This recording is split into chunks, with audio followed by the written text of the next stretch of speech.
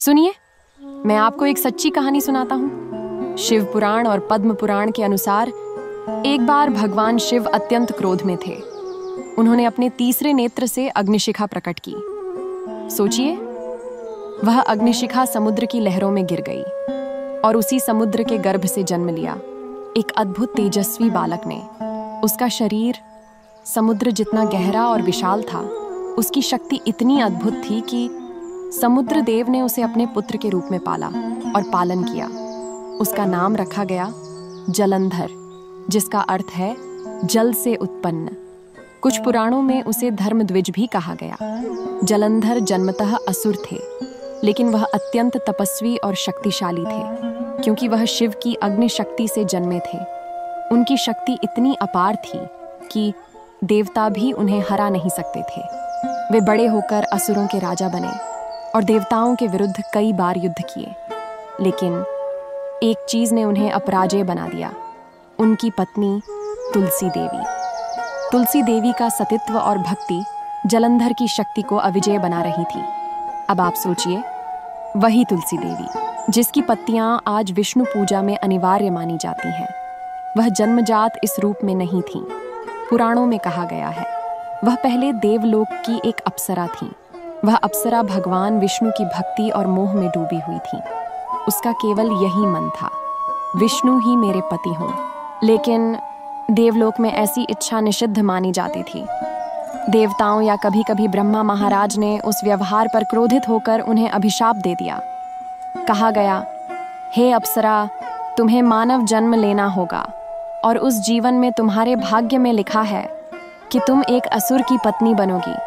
फिर भी जान लो, तुम्हारे सतीत्व और भक्ति की शक्ति के कारण तुम भविष्य में पूजनीय बनोगी। सोचिए, यह वही तुलसी है जिनकी भक्ति और सत्कार्य ने उन्हें आज भी विष्णु पूजा में अनिवार्य बना दिया, और इसी कारण उनका जीवन और भाग्य देवताओं की लीला का हिस्सा बन गया। सुनिए, शाप से बचने का कोई रास्ता ही नहीं था। वो अप्सरा धरती पर जन्मी। एक धर्मपरायण राजा धर्मध्वज और उनकी रानी माधवी, उनके घर जन्म हुआ एक कन्या का। नाम रखा गया वृंदा। वृंदा बचपन से ही कुछ अलग थी। दिन रात विष्णु का नाम जपती। उसने प्रण लिया था, मैं केवल विष्णु को ही पति रूप में स्वीकार करूंगी। लेकिन देखिए, भाग्य का खेल कोई रोक नहीं सकता। शाप के कारण वृंदा का विवाह हुआ एक असुर राज से, जलंधर। कौन था जलंधर? सुनिए, वो शिव के अग्नि तेज से उत्पन्न हुआ असुर था। शक्ति, वीर्य और साहस में अपराजय। और वृंदा, वो थी अटल सती, भक्ति से परिपूर्ण। उसकी सतीत्व शक्ति के बल पर ही जलंधर देवताओं के लिए अजेय बन गया। उस समय देवलोक की हालत कैसी थी जानते हैं? पूरा का पूरा अस्त व्यस्त। जलंधर की शक्ति इतनी भयानक कि एक एक कर देवता असफल हो रहे थे। वो केवल युद्ध का विजेता नहीं था, वो मानो किसी अदृश्य तेज से देवताओं से सब कुछ छीन रहा था। जरा सोचिए, वो देवलोक जो कभी अचल माना जाता था, आज कराह रहा था। लक्ष्मी देवी, जो धन, वैभव और सौभाग्य की प्रतीक हैं, वो भी मौन थीं। पार्वती, शक्ति की प्रतिमूर्ति, वो भी भीतर ही भीतर एक अजीब भय का अनुभव कर रही थीं। देवता एक एक करके कमजोर पड़ते जा रहे थे। हृदय में भय, आंखों में निराशा। उनकी अंतिम आशा एक ही थी, भगवान शिव। ऐसा दृश्य था मानो देवलोक थम सा गया हो।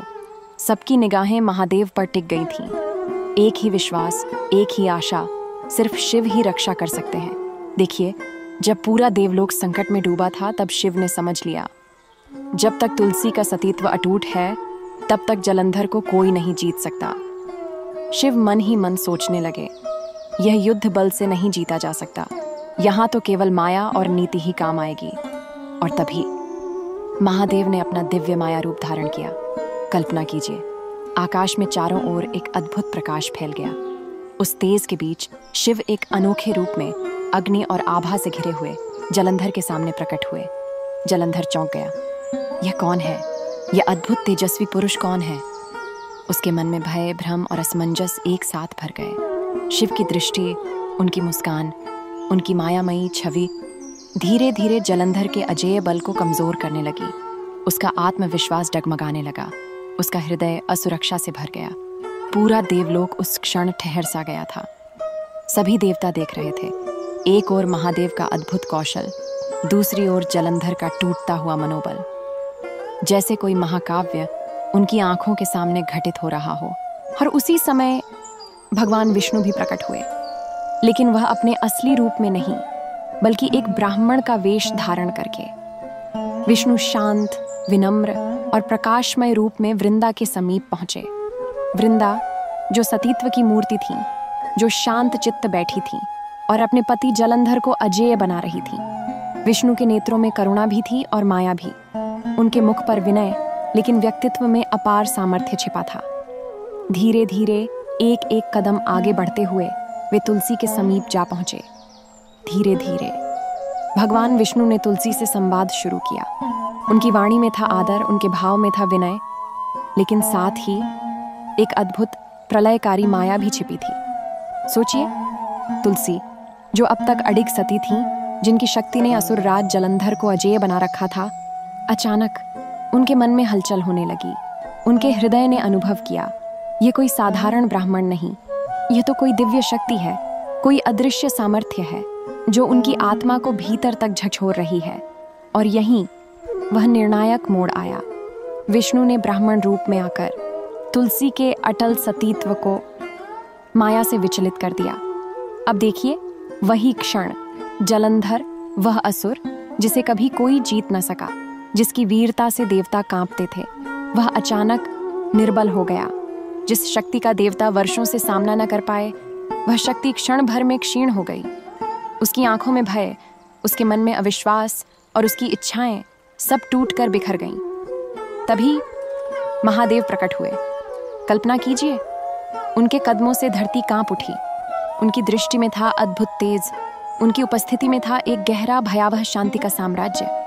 वह युद्ध, जलंधर और महादेव का अंतिम युद्ध, हर प्रहार के साथ जलंधर का जीवन क्षीण होता गया और अंत में महादेव के प्रचंड आघात से क्षण भर में जलंधर का अंत हो गया। पूरा देवलोक थम गया। शांति इतनी गहरी कि मानो श्वास भी रुक गई हो। एक अजेय, अपार शक्तिशाली असुर अपने अंतिम पल में धरती पर गिरा और फिर मौन होकर लुप्त हो गया।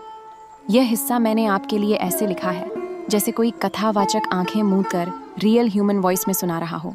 हर वाक्य में ठहराव, भावनाएं और दृश्य का असर है। श्रोतागण, आंखें बंद कीजिए और कल्पना कीजिए मानो आप भी वहीं खड़े हैं, इस महाकाव्यिक दृश्य के साक्षी। जलंधर का पतन केवल एक युद्ध का अंत नहीं था, यह था सतीत्व, भक्ति और महाशक्ति की लीला का चरम क्षण। सुनिए, इस दृश्य को अपने मन में चित्र की तरह देखिए। सब कुछ समाप्त हो गया। जलंधर पराजित हो चुका है। देवलोक में फिर से शांति लौट आई है, लेकिन तुलसी देवी का हृदय, वह तो पीड़ा से भर चुका है। उन्होंने समझ लिया, महादेव की योजना से ही उनका सतीत्व भंग हुआ है। धीरे धीरे तुलसी देवी आगे बढ़ी। उनकी आंखों में करुणा थी और स्वर में अडिग दृढ़ता। उन्होंने महादेव के सामने खड़े होकर कहा, हे महादेव, आपने मेरा सतीत्व भंग किया है, इसलिए आपकी पूजा में मेरे पत्तों का कभी उपयोग नहीं होगा। उस क्षण का प्रभाव सोचिए। पूरा देवलोक मौन हो गया। महादेव, वह केवल शांत रहे। उनके मुख पर था एक गहन विनम्र मुस्कान और उन्होंने बड़े ही धैर्य से उत्तर दिया, हे तुलसी, तुम सदा भगवान विष्णु की प्रिया रहोगी। तुम्हारे पत्ते मेरी पूजा में नहीं, लेकिन विष्णु पूजा में सदा अनिवार्य रहेंगे। मेरी आराधना में तुम नहीं रहोगी, लेकिन इस संसार में तुम्हारी महिमा, तुम्हारा सम्मान अनंत काल तक अमर रहेगा। सोचिए, इन वचनों को सुनते ही पूरा देवलोक जैसे थम गया। तुलसी का अभिशाप और महादेव की करुणा दोनों मिलकर उस क्षण को बना देते हैं एक अविस्मरणीय, दिव्य और शाश्वत क्षण। यहाँ मैंने आपके पूरे हिस्से को रियल ह्यूमन नैरेशन के अंदाज में लिखा है, जहाँ हर वाक्य में ठहराव और भावनाएं हों, ताकि सुनने वालों को लगे कोई उनके सामने दिल से सुना रहा है। श्रोतागण, आंखें बंद कीजिए और कल्पना कीजिए, यह वह क्षण है जहाँ भक्ति, सतीत्व, अभिशाप और देवता की करुणा सब एक साथ मिल गए हैं। यही वह अंतिम दृश्य है जो आज भी हमारी शिव पूजा और विष्णु पूजा में प्रतिफलित होता है। सुनिए, इस कथा से आज भी हम जो देखते हैं वह यह है, आज भी शिव पूजा में केवल बेलपत्र का उपयोग होता है, तुलसी पत्र का नहीं। और दूसरी ओर विष्णु पूजा तुलसी के बिना अधूरी मानी जाती है। जलंधर के मृत्यु के बाद देवताओं ने फिर से अपनी शक्ति प्राप्त की। सोचिए, एक असुर जिसकी शक्ति इतनी भयानक थी, वह अंततः महाशक्ति की लीला में पराजित हो गया। श्रोतागण, आंखें बंद कर सोचिए, यह कथा केवल इतिहास नहीं है, यह हमें सिखाती है कि सतीत्व, भक्ति और धैर्य सच्ची शक्ति का निर्माण करते हैं। और यही है वह शाश्वत शिक्षा का क्षण। महादेव की 131 दिव्य कथाएं सुनिए और जीवन के सभी संकटों, रोग व्याधियों और अशांति से मुक्ति पाने के लिए हमारे SR स्पिरिचुअल स्टोरी चैनल को सब्सक्राइब कीजिए और जुड़े रहिए। हर हर महादेव।